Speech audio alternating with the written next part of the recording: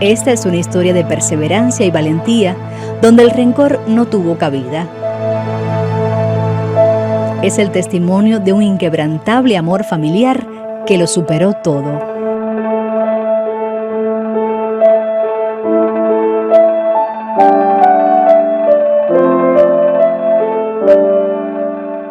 La Primavera Negra no fue más que un acto de desespero del régimen por tratar de acallar las voces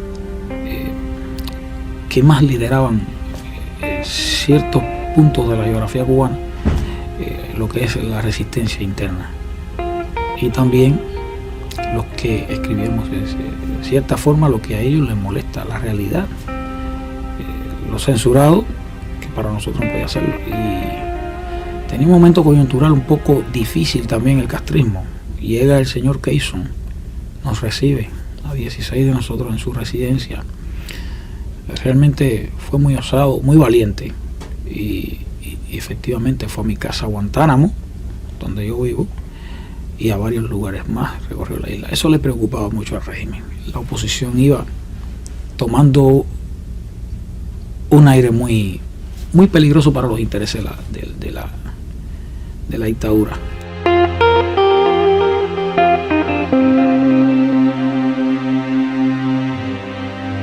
El acercamiento del diplomático James Keyson a la oposición provocó grandes críticas por parte del régimen. Yo creo que ellos decidieron que ya no podían seguir permitiendo una oposición porque en poco tiempo iba a ser incontrolable.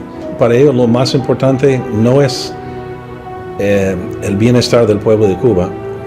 Lo importante es mantener el control político.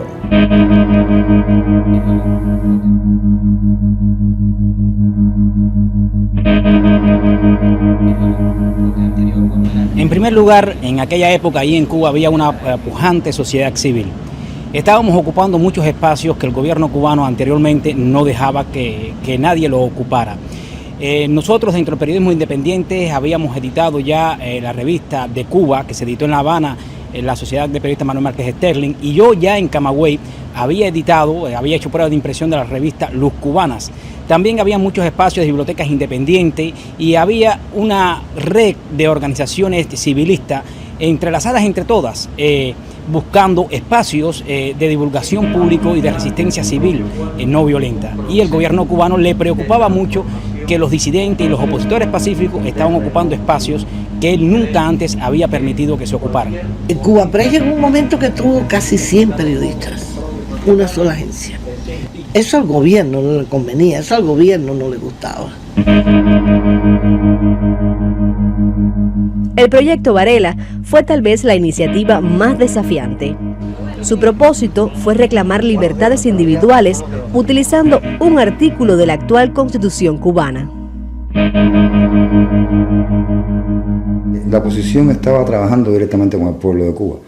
Es conocido que en mayo del 2002 habíamos presentado 10.000 firmas que requiere la Constitución solicitando un referendo.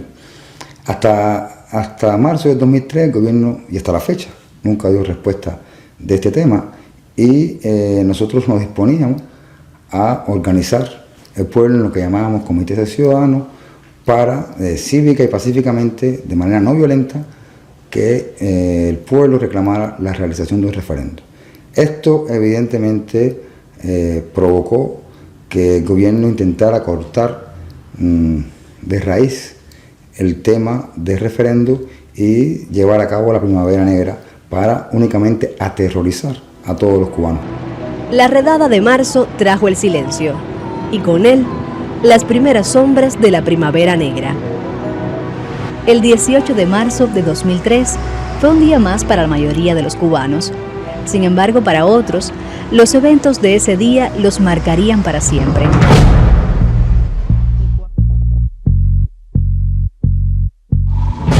Por 3 días, la oleada represiva de la policía política devoró todo a su paso. El saldo, 75 opositores políticos arrestados, sus casas saqueadas y sus familias atemorizadas. Desde horas de la mañana la policía política estaba ubicando Es decir, llamaban al teléfono que usábamos ahí en ese barrio y preguntaban por mí. Cuando yo iba al teléfono y preguntaba que quién era, colgaban el teléfono. Entonces ya se notó que querían ubicarme, saber dónde yo estaba. Ya sobre las 4 de la tarde llegan en varios autos a la casa, entran por la fuerza y me dicen que estoy detenido. Cuando llegan a la casa, estábamos nosotros dándole un helado a la niña en el patio y viene la policía, como todo un movimiento operativo, como ellos acostumbran, de chirriar gomas, tirar puertas, todas estas cosas. Yo con la niña, una vecina nos avisa y rápido Normando sale corriendo por el patio hacia adentro y entonces yo soy la que voy a abrir la puerta. Y cuando abro está el oficial de la seguridad del Estado que estaba frente a lo que era el operativo. Y me dice, Normando, digo yo, no está. Dice, bueno, pues tenemos que realizar un registro. Y digo yo, ¿pero por qué registro?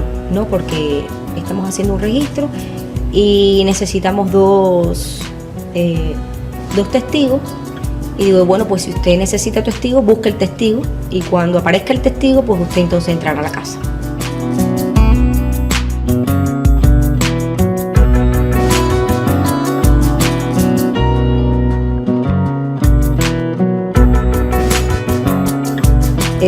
Oficiales de la seguridad estaban ahí en la casa registrando a la misma vez todo, buscando literatura, buscando todas las pruebas que según ellos eran las que acusaban a Pablo de ser, de trabajar y de hacer por lo que le acusan, por la ley 88.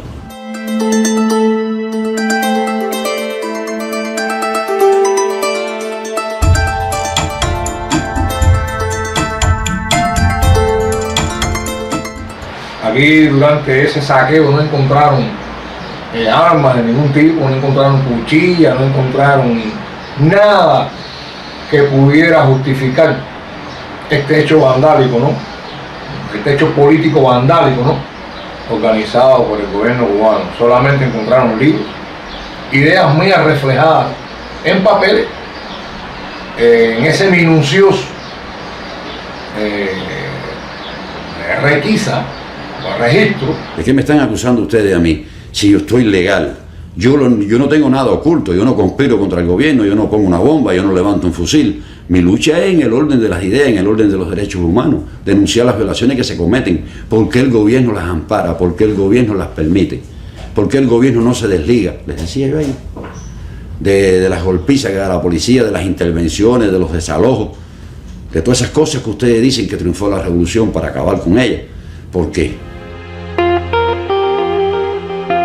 La impresión más clara que tengo de ese día, del arresto, cuando ya estaban los militares, aquellos metidos dentro de la casa, registrándolo todo, fue que esas personas no tenían la menor idea de quiénes éramos nosotros. Eran personas previamente envenenadas para venir a hacer aquel registro y aquel interrogatorio.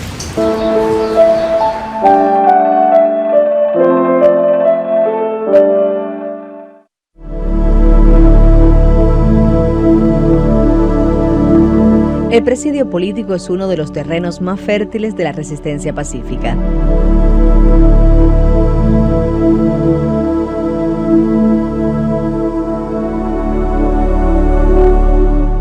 En noviembre de 2009, Orlando Zapata Tamayo se declaró en huelga de hambre, reclamando el cese de los maltratos físicos contra su persona y los demás presos políticos.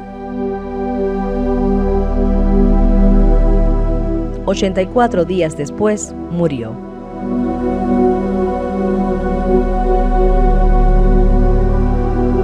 Este hecho estremeció la opinión pública internacional. Una vez más, los ojos del mundo miraban hacia Cuba.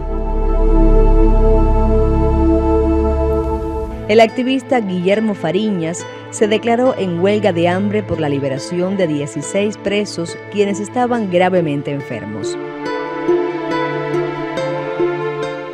La fuerza y unidad de la oposición cubana, al igual que la presión internacional, resultó demasiado para el régimen cubano.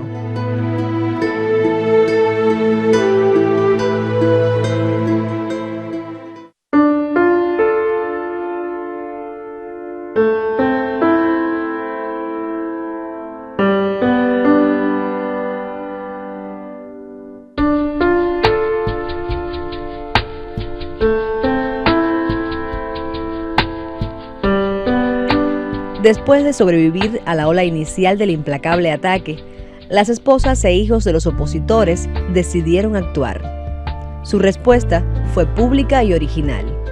Un grupo de mujeres, junto a sus hijas, se vistieron de blanco y con un gladiolo en la mano comenzaron una marcha dominical que culminaba en la iglesia de Santa Rita. Así nacieron las Damas de Blanco.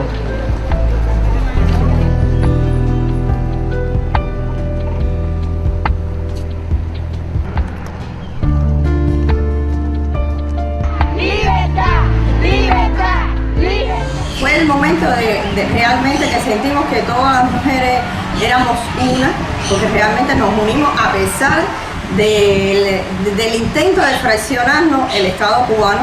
Nos unimos porque había una cosa muy importante que nos unía: el dolor de que nuestras familias fueran a prisión injustamente. Para mí las Damas de Blanco son la página más hermosa de todo este siglo, escrita por la mujer cubana. Es una página de una pureza y de una hermosura increíbles. Yo digo que las Damas de Blanco crearon una cosa nueva. No es que nos siguieran a nosotros haciendo lo mismo, sino que ellas como que salieron con algo nuevo, novedoso, fresco, y que surtió un efecto demoledor para la dictadura. Yo creo que el efecto que les están haciendo a aquellos tiranuelos, las Damas de Blanco, es increíble. La Fundación Nacional por la Democracia otorgó en Washington una medalla a Laura Pollán el 14 de diciembre como tributo póstumo a la líder de las Damas de Blanco y en reconocimiento a su contribución en la lucha por los derechos humanos en Cuba. La hija de la activista pacífica aseguró desde La Habana sentirse honrada por el reconocimiento. El presidente Barack Obama destacó que gracias a Laura Pollán y las Damas de Blanco, el mundo fue testigo de las medidas represivas de las autoridades cubanas, lo que por último condujo a la liberación de presos políticos encarcelados injustamente en la primavera de 2003. La lucha de mi madre demostró al mundo la realidad de lo que vivimos y nos atrevemos a reclamar. Sirvan mis palabras de agradecimiento para hacer valer una vez más la voz de mi madre, en nombre de todos los cubanos que luchamos por una Cuba mejor.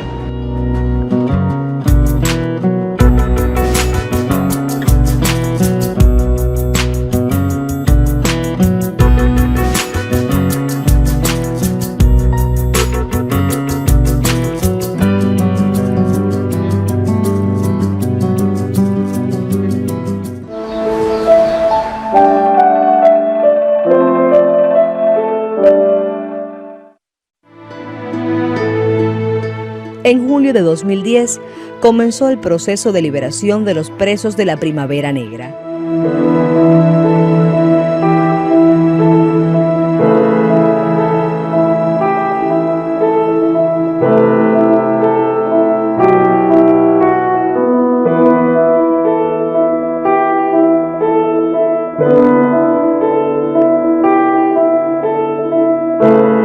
Cuando nos reencontramos, ¿qué te puedo decir? Tenemos mil y una anécdotas difíciles y yo creo que eso siembra en uno, como dicen, que lo que no te mata te hace fuerte. Yo creo que nos fortaleció mucho.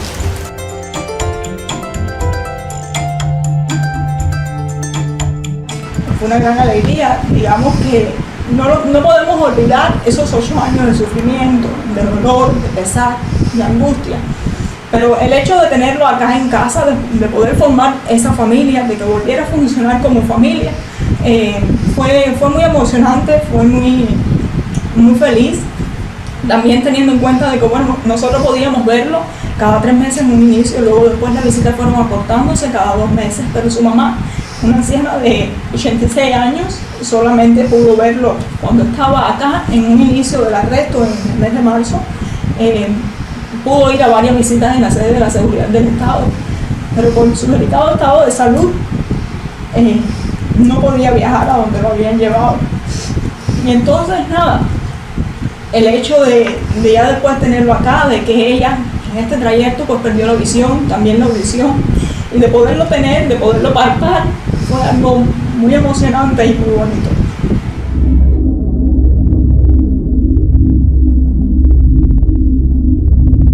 Fue muy duro, nosotros nunca conocíamos eso y ya, y estábamos que estuviéramos perdidos ahí.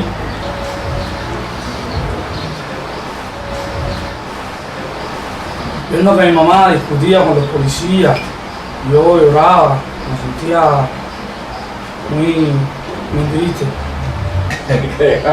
Estos hijos míos, realmente estos hijos míos, coño, cara. A pesar que yo los regaño mucho a ellos, ¿sabes? A ver, que voy a hablar. No importa si eso es que yo los regaño mucho. Yo los quiero a ellos, ¿sabes? Han sido fuertísimos. No solamente han sido fuertes, han sido buenos hijos, ¿sabes? Y a pesar de las presiones. Jimmy tenía 8 años, ya yo sabía que Jimmy pensaba. Además, un militante del partido zonal de esos que le dicen en Cuba ya le había dicho al niño que yo estaba preso, que no estaba en una escuela. Y él fue madurando, yo creo que fue madurando con este tiempo mío en cautiverio. Y llegó la pregunta inevitable, la pregunta que por qué yo estaba preso. Entonces tuve que explicarle que muchos cubanos a través de la historia de nuestra patria hemos tenido que ir a prisión por nuestras ideas, hemos tenido que ir a prisión porque queremos lo mejor para Cuba y para todos los cubanos, desde la época de Martí, terminando por los propios líderes de la revolución o de la dictadura. Y tengo el regocijo en que al final mi hijo me dijo que sentía mucho orgullo por mí. Es decir, yo creo que la respuesta que él me dio fue superior a la pregunta que me hizo. Porque ellos hicieron algo para luchar por Cuba, sí. Estaba yo en la cárcel de Boniato. Era los primeros días de abril. Recién llegado casi a la cárcel. Mi hijo me escribió una carta en la cual me contaba que tenía una novia y me enviaba unos poemas que había escrito. Decirte que me parecieron tus versos sería una tontería. Esos versos son hijos de tu dolor, nietos de los míos.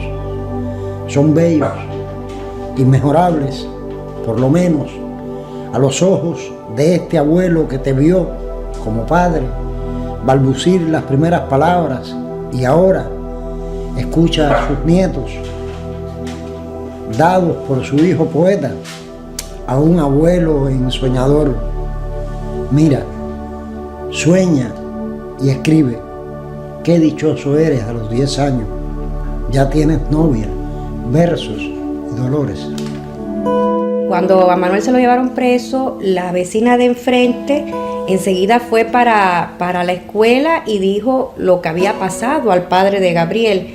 Pero además, esto me entero más adelante, pero además la seguridad del Estado fue allí a la escuela, habló con la directora, habló con la maestra de Gabriel y a Gabriel le hicieron un test para ver cuánto tenía de influencia de las ideas de su padre. Esto me lo contó a mí la directora de la escuela. Me dijo, no, él no tuvo ningún problema en el test. Él, lo único malo que dijo es que el papá era un héroe. Y yo ahora me río, pero yo en ese momento le dije, ¿y qué usted quiere que yo le diga? ¿Que es un mercenario? Su padre es un héroe.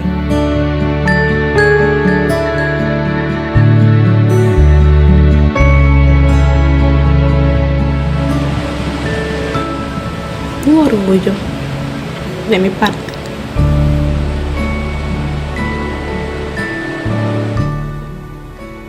Fue muy duro la misma vez verlo en la cárcel, pero era un orgullo también. La lucha, ni la prisión mía, ni la separación de nosotros ha sido en vano, porque ya ese día está llegando. Yo sé que mucha gente lo debe pensar como es de herencia, ¿no? La gente dice, bueno, es una herencia, ¿qué será? No, yo creo que no es una herencia, es una decisión de uno mismo. Yo decidí también, como ellos, que en mis medidas, mis capacidades y mis posibilidades yo iba a seguir denunciando el tema cubano, porque Cuba tiene que cambiar y los cubanos tienen derecho a ser felices en su propia tierra. Tiene que haber un momento en que no tengamos más que emigrar y vivir en otros países que gracias nos han acogido con sus brazos abiertos y que muchos hemos podido realizar nuestras vidas, pero el país de nosotros es ese. Y nosotros tenemos el derecho y la obligación también de luchar porque las cosas cambien. Yo me siento muy orgulloso de esa familia y creo que hemos crecido como seres humanos y creo que lo que hemos hecho por el país y lo que hemos hecho por los demás cubanos, lo que hemos hecho por los demás hijos de otra gente, por nuestros propios hijos, por Giselle misma, por los hijos de Giselle, ha sido para nosotros una honra y lo haríamos 1000 veces más si fuera necesario, por eso que estamos en Cuba. Y creo que eso es lo esencial que puede tener un disidente en un sistema totalitario y abusador como este. Una familia tan digna y tan representativa como la que yo he tenido.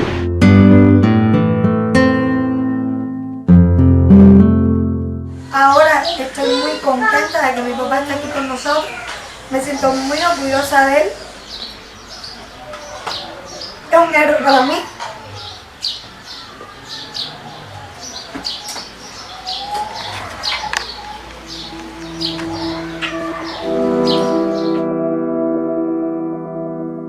Hoy puedo decir que el día es alegría, hoy puedo decir que la noche es fantasía. No sé qué diré mañana, no sé qué diré pasado, pero sí diré libertad para los presos cubanos. La primavera representa mucho más que un cambio de clima para los cubanos. La historia ha grabado la extraordinaria resistencia de estos hombres, sus mujeres e hijos, quienes fueron capaces de entregarlo todo por el amor a su familia y el ideal de una patria más digna y justa. Yo orgullosísima, la hija más orgullosa, muy orgullosa de mis padres, de ambos. Mi papá primero por haber sido capaz de decir la verdad de lo que estaba viviéndose en Cuba, cuando eso representaba un peligro para él, no le temió a las consecuencias, siguió adelante, siguió hablando la verdad, esa coherencia extrema con la verdad, que no importa lo que te lleve, seguir diciendo lo que es cierto a pesar de todo. Eso a mí me impacta, eso no puedo ser la misma, digamos, tengo que vivir mi vida con ese paradigma de tener un padre así.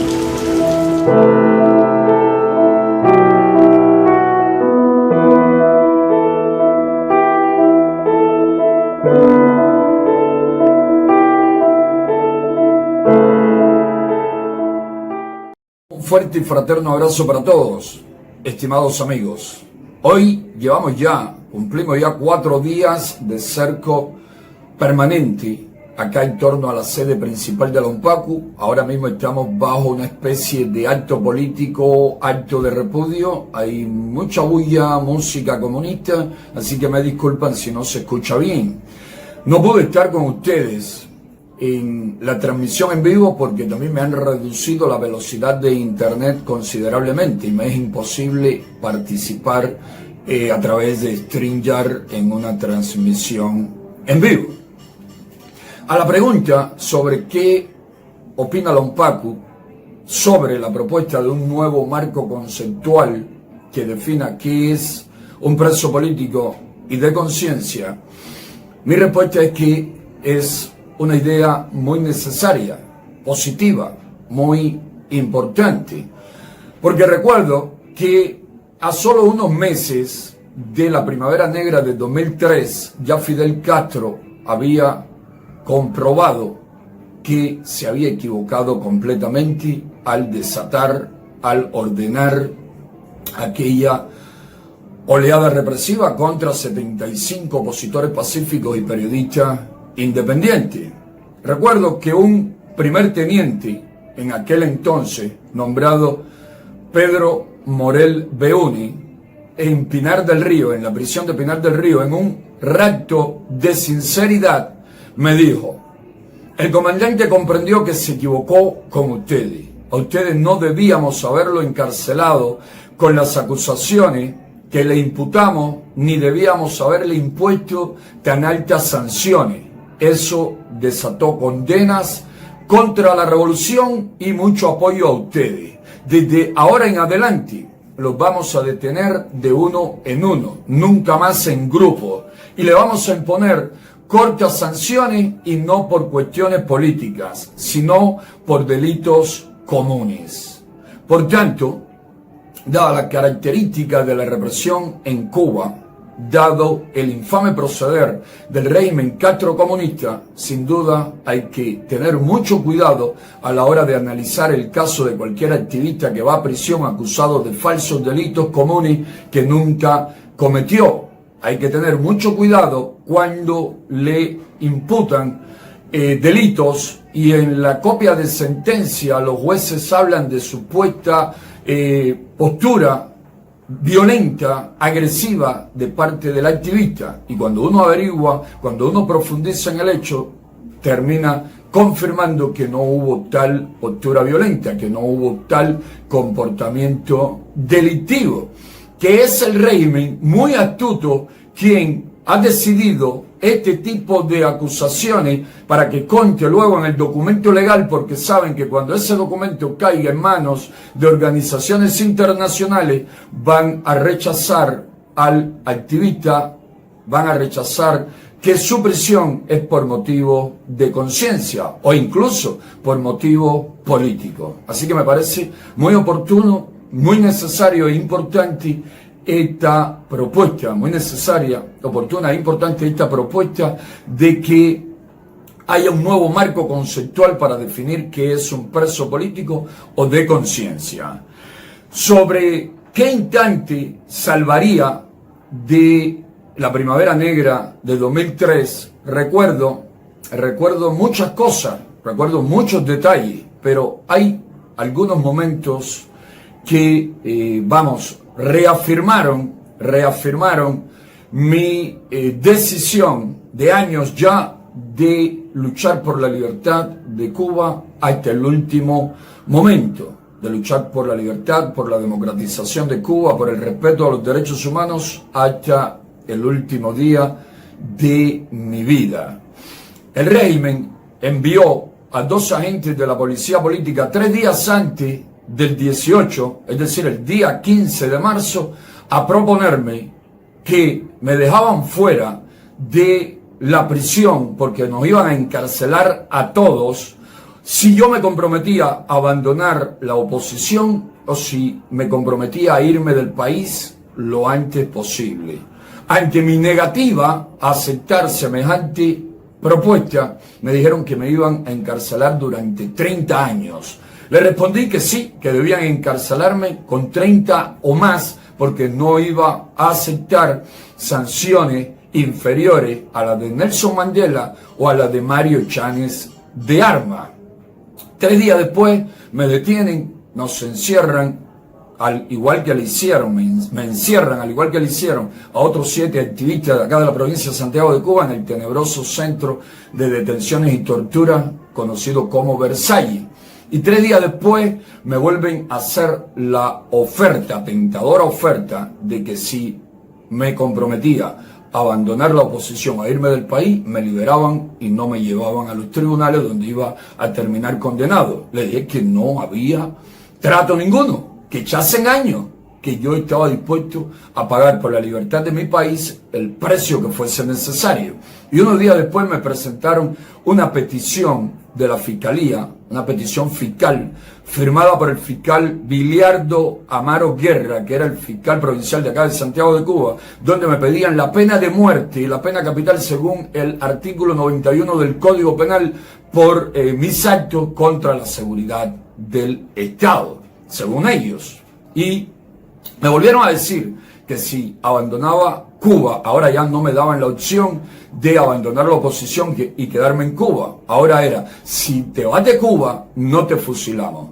Si no te vas, puedes estar seguro que te vamos a fusilar. Y luego me decían, te vamos a fusilar como a los de la lancha de regla. Siempre le dije, me van a tener que fusilar porque de Cuba no me voy. ¿Y por qué recuerdo todos estos detalles? Por la cara de desespero que ponían los agentes de la policía política y el jefe del centro de detenciones de Versalles cada vez que yo me negaba a salir del país para salvar mi vida. Ponían tremenda cara de desespero, de frustración, porque no conseguían su objetivo de sacarme primero de la lucha o del país y segundo, hacerme abandonar Cuba y la lucha dentro de Cuba en primera fila por la libertad, la democracia y el respeto a los derechos humanos, por el bienestar y la prosperidad de mi pueblo. Un fuerte y fraterno abrazo para todos. Porque todo era con fines políticos, no con el progreso humano de la nación cubana. El fin era exclusivamente político, el poder, mantenerse en el poder, implantar un régimen totalitario, una dictadura. Recuerdo que llegó a tal cultivo de ese terror que en el campo donde yo vivía nadie se atrevía a hablar o a criticar alguna acción de la revolución. Y eran atroces las acciones que hacían, quitaban propiedades por medio de la fuerza y la violencia, robaban, porque todas las expropiaciones fueron robos con y por la violencia. Pero ya se había implantado el terror, el paredón y la prisión política, juicios arbitrarios, todos dirigidos por funcionarios cubanos afines al castrocomunismo.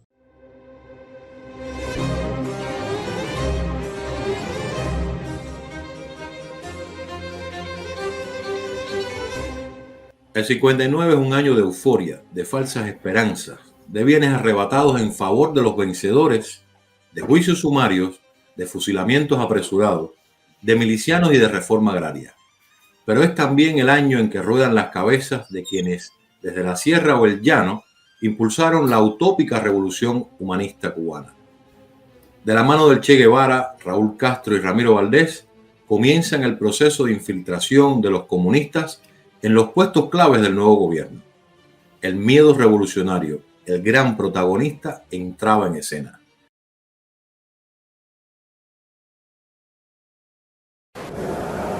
En 1960 viajó a los Estados Unidos por segunda vez para intervenir en la Asamblea General de las Naciones Unidas.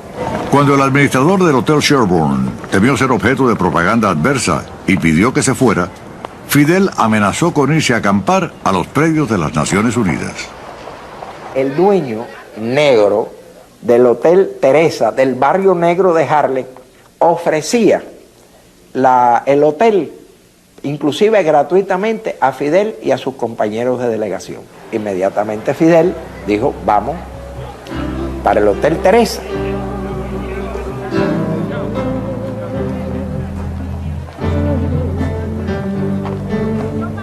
En el Hotel Teresa lo visitaron líderes mundiales, Nasser de Egipto y Nehru de la India. También el activista negro Malcolm X, así como el líder soviético Nikita Khrushchev. Aquí Khrushchev le está diciendo a la prensa, en contestación a una pregunta de si Fidel era comunista, dice, yo no sé si Fidel es comunista, yo lo que sí sé es que soy fidelista. Mi padre decía, tengo un hijo estudiando para abogado para que le defienda los intereses. Y bueno, pues mire, el abogado fue el que firmó la ley de reforma agraria. Aparte de la redistribución de la tierra, la reforma incluía proyectos de salud, educación, vivienda y la construcción de caminos en las zonas rurales. Ya que nuestra reforma agraria afectó intereses de grandes compañías norteamericanas. A nosotros nos hacían la guerra por hacer la reforma agraria y en cambio después Kennedy estaba promoviendo la reforma agraria en América Latina para evitar revoluciones radicales. Yeah, about a year after the agrarian reform was introduced and some American properties, rural properties, the King Ranch and so forth, were nationalized, the Cuban government ordered the foreign refineries, two of which were American, to refine Soviet crude oil. I think their first inclination was to do it, but they were encouraged by the U.S. Treasury Department not to. So they refused. They would not refine the Soviet crude. The Cuban government then nationalized those refineries, the oil companies in Cuba. The United States retaliated for that by cutting off the Cuban sugar quota, and Cuba then retaliated for that by nationalizing all U.S. properties in Cuba. And in October of 1960, the United States imposed the embargo against Cuba. So it was sort of one step led to another. Cuando Fidel lee el decreto más importante de la Revolución Cubana, en su afán de controlarlo todo, la emoción de Fidel es tanta que Fidel enmudece, pierde la voz. Y aquello fue una expectación tremenda porque era ante las cámaras nacionales e internacionales y Fidel mudo delante del micrófono. Y entonces Raúl, inesperadamente, toma el micrófono y continúa leyendo el decreto de expropiación de las grandes compañías norteamericanas en Cuba. porque se ha ido una voz por un momento, pero ahí está él y estará.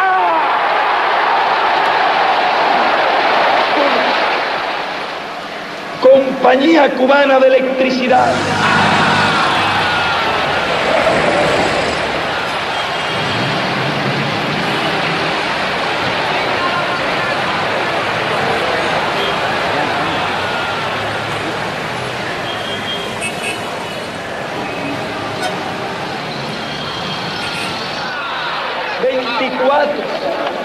United Fruit Company.